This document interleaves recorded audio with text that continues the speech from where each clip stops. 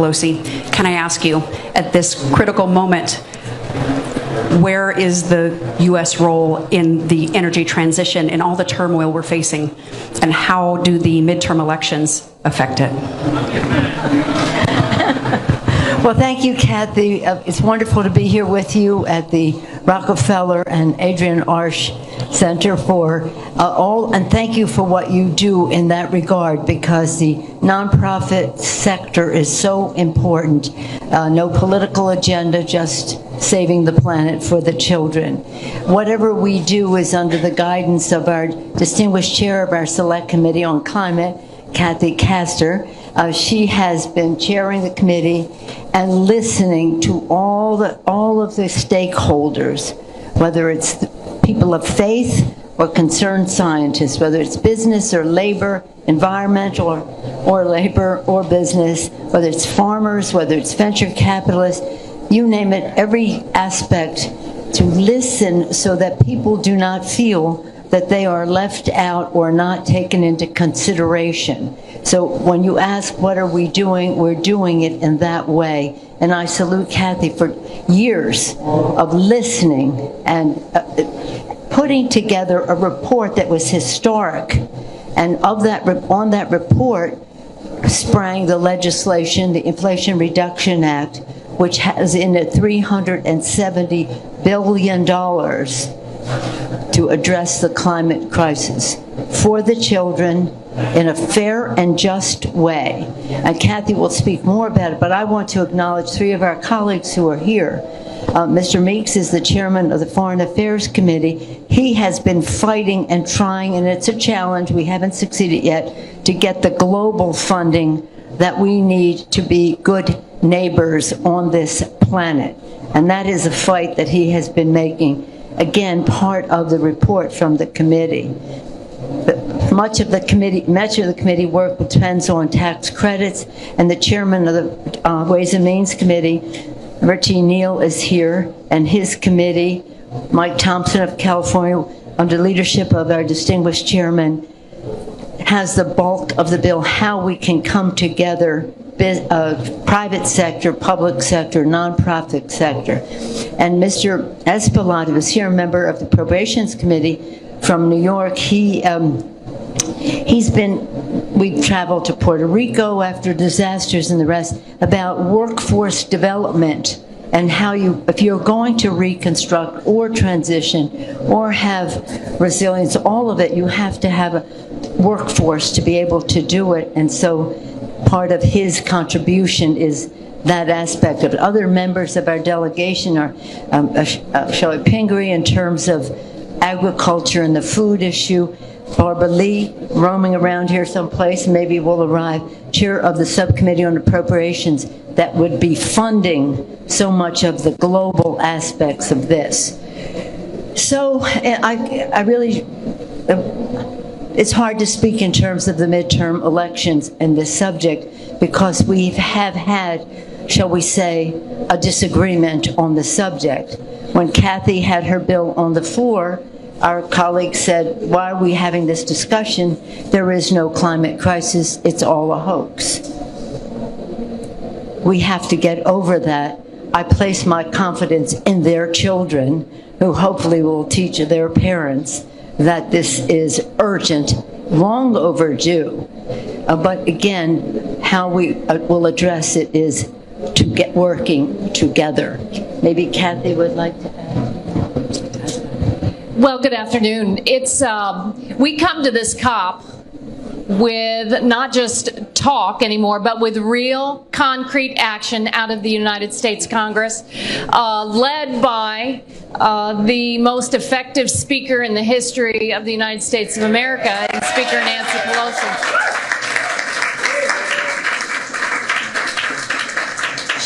Been at this.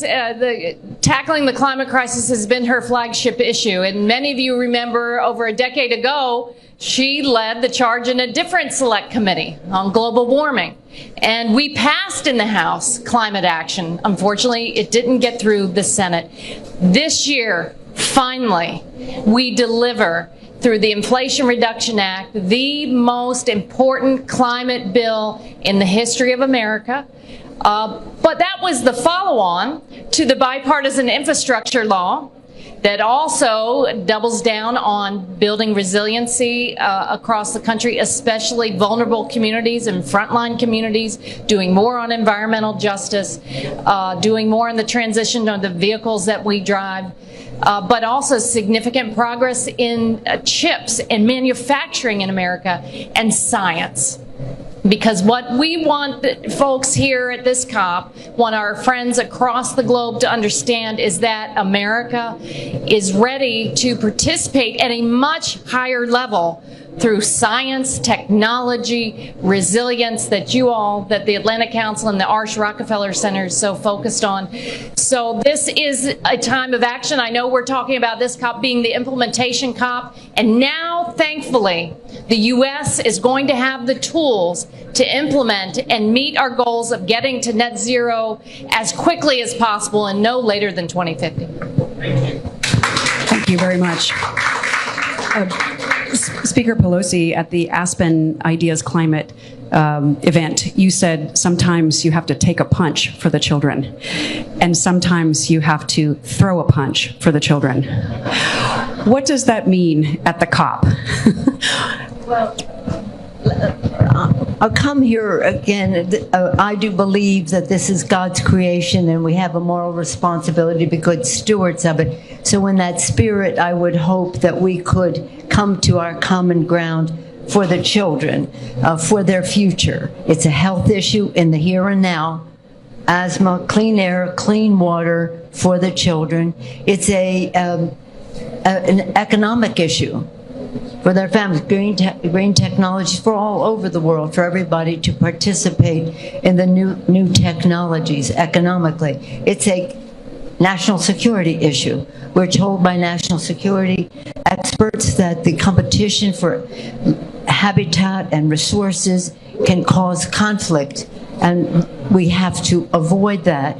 And it is a moral issue, as we know, for the children to pass this planet on to future generations, as I believe, God's creation. If you don't share that belief, you certainly share the belief that we have to do that for the children. But let me just add this one thing, and that is, in all of the measures that Kathy, Madam Chair, mentioned, whether it was the Inflation Reduction Act, the bipartisan infrastructure bill, where we got 13 Republican votes, but bipartisan, and all of the bills that we passed, the CHIPS Act, all of that, the President and the Congress, we worked together to make sure there was justice, fairness, inclusiveness, diversity. So that, and this was $60 billion in infrastructure strictly for diversity and building infrastructure that unites communities rather than divides them. But in every bill, making sure there's education and research and STEM that draws in everyone and enables everyone to participate, so that we have the best thinking wherever it springs from.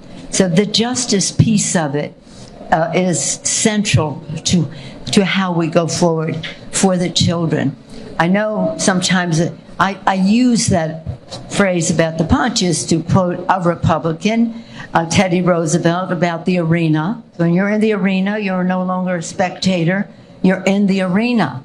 And I just take it to the next step. When you're in the arena, you have to take a punch, right? That's what it is. You also have to be ready to throw a punch for the children. That's why. I love it. I love it.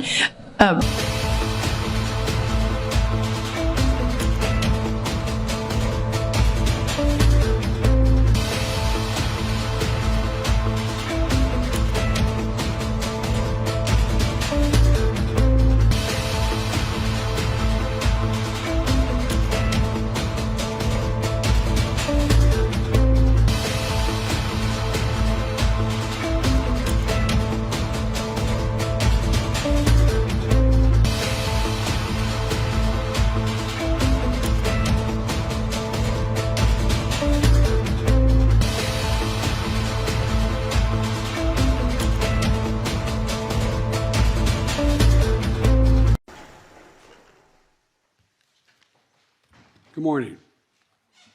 Today we learned that in March our economy created 431,000 jobs. A nice sound to it.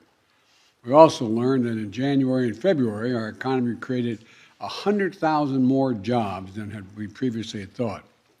That means that over the last 3 months, the economy has created more than 500,000, more than 500,000 jobs a month. Over the course of my presidency, our recovery has now created 7.9 million jobs. More jobs created over the first 14 months of any presidency in any term ever. And that's striking. But what's even more striking is this. In March, the unemployment rate fell to 3.6%, down from 6.4% when I took office about 15 months ago. The fastest decline in unemployment to start a president's term ever recorded. In fact, there have been only 3 months in the last 50 years where the unemployment rate in America is lower than it is now. And what it means is clear, it's very clear. Americans are back to work. And that's good news for millions of families who have a little more breathing room and the dignity that comes from earning a paycheck, just the dignity of having a job. And more Americans get jobs as they do. It's going to help ease the supply pressures we've seen. And that's good news for fighting inflation. It's good news for our economy, and it means that our economy has gone from being on the mend to being on the move. You know, the American people, I think they're beginning to understand that this American Rescue Plan, and there's no reason why they should know the names of all these pieces of legislation that got passed. But the American Rescue Plan, with it, we were able to get Americans vaccinated, schools opened, and businesses humming. A leading financial firm, Moody's, estimated that because of the rescue plan, 4 million more American jobs were created, and unemployment is 2% lower than it would have been had we failed to move that legislation. Thanks to our infrastructure law, we have more than 4,000 projects getting started this year, 4,000 in every single state in America, total of 4,000, and all 50 states rebuilding America. We're building a recovery worthy of American workers, strong and resilient. And we're going to be able to overcome the headwinds that it has of Delta, Omicron, and even war in Europe. Our policies are working, and we're getting results for the American people, which is what it's all about, to state the obvious. Record job creation, record unemployment declines, record wage gains. And by the way, jobs and unemployment are not just another statistic. They go directly to the core of what the economy represents, the ability for hardworking Americans to live with dignity, support their families, and build a better life for their children. People are making more money. They're finding better jobs. And after decades of being mistreated and paid too little, more and more American workers have real power now to get better wages and to do what's best for themselves and their families. Some people see that as a problem. We've had this discussion in the past. I don't. I see it as long overdue. So when you hear these numbers, they're not statistics. It's a statement of the type of economy we're fighting for. An economy, as I've been saying from the beginning, built from the bottom up and the middle out, not from the top down. When we do it that way, everybody does well. Everybody wins. Even though we created a record number of jobs, I know, that this job is not finished. We need to do more to get prices under control. Putin's invasion of Ukraine has driven up gas prices and food prices all over the world. To help deal with that, yesterday I authorized the release of 1 million barrels per day for the next 6 months from our Strategic Petroleum Reserve. Acknowledge this by far is the largest release of our national reserves in our history. It is a wartime bridge, is the way I look at it, to increase our oil supply as we work with our U.S. oil producers to ramp up their production to get us through this period. I've coordinated this release with partners and allies around the world. This morning, over 30 countries from across the world convened in an extraordinary meeting and agreed to the release of tens of millions of additional barrels of oil onto the market. Hundreds of hours of meetings with key allies, keeping them together, is paying off. Nations are coming together to deny Putin the ability to weaponize his energy resources against American families, not only American families, but families in Europe and around the world. I've also made it a priority to get America's fiscal house in order. Under my predecessor, the federal budget deficit went up every single year, every year. As I committed when I was running this and I got here, we're going to turn that around. In fact, last year in 2021, we cut the federal deficit by more than $350 billion. And this year, in 2022, we're on track to cut the deficit by more than $1.3 trillion. $1.3 trillion. That would be the largest one-year reduction in a deficit in U.S. history. And it's particularly important now as we work to reduce pressures on inflation. That's what happens when you reduce the deficit. So here are the facts. It was the previous administrations whose reckless policies and mismanagement led to the record budget deficits. In my administration, that's getting the deficit under control. In fact, I just released my budget this week, and it shows going forward, we can cut the deficit by another $1 trillion over the next decade, while still making prudent investments in economic growth and climate and other equitable economic decisions. But to do that, we have to be willing to do something previous administrations and Republicans today refuse to do. We need to make sure corporations and the super wealthy begin to pay their fair share. Here's one example. Right now, billionaires, and there's not a whole lot of them in the country, maybe I won't give a number because I don't know for sure, they average less than 1%. But my point is billionaires pay an average rate of only 8% on their total income. A family led by a firefighter and a teacher can pay double that income tax rate, double what a billionaire pays, double the 8%. So my budget has a billionaire minimum tax, a 20% minimum tax that applies only to the top 1/100th of 1% of American households. Billionaire minimum tax is fair. And here's the deal. It raises $360 billion that can be used to lower costs for families and cut the deficit. I would add, nobody making less than you're tired of hearing me say it, but no one making less than $400,000 a year will pay a single penny more in federal taxes.